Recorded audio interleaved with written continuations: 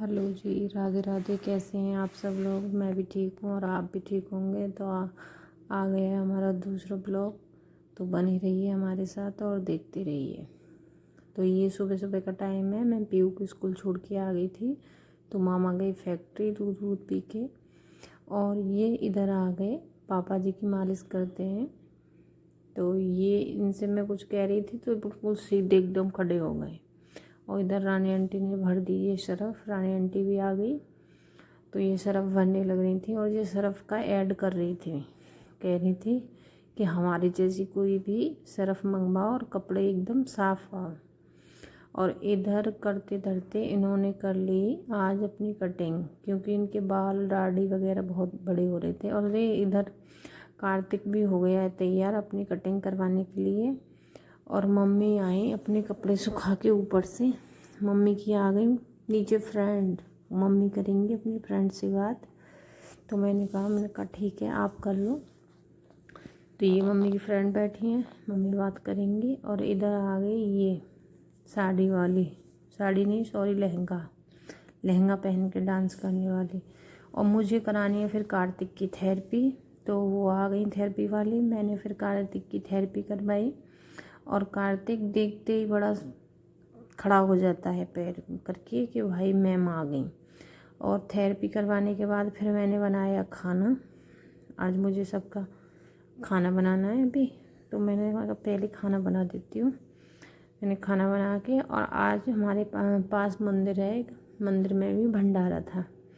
तो आंटी ये वहाँ से ही आई थी अभी मम्मी से मिलने कि वहाँ भंडारे में आप लोग क्यों नहीं गए।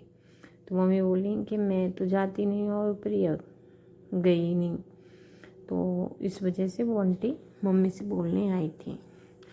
तो और करते करते मैंने बनाई फिर सबके लिए रोटी। रोटी बनाते बनाते फिर मुझे जाना है पीयू को लेने। तो मैं लेके आऊँगी पीयू को।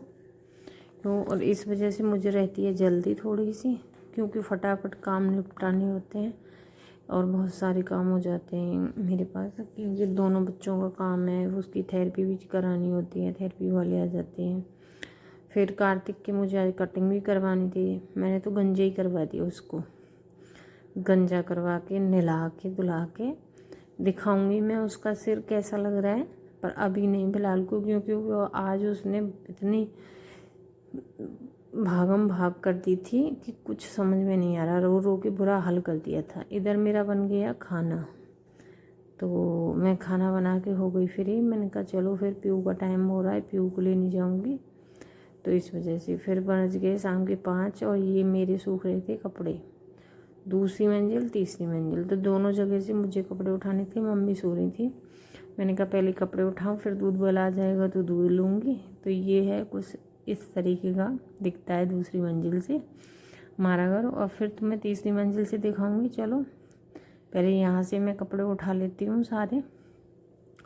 तो मैं यहाँ से कपड़े उठाने लग गई। तो ये सारे कपड़े मैंने उठा लिए यहाँ से। फिर चलते हैं तीसरी मंजिल।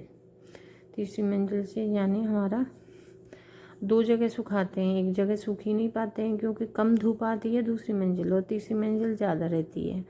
तो बहुत सारे कपड़े वहाँ सूख जाते हैं, पर वहाँ भी जगह कम पड़ जाती है। फिर इस वजह से मैं दूसरी मंजिल ही डाल देती हूँ।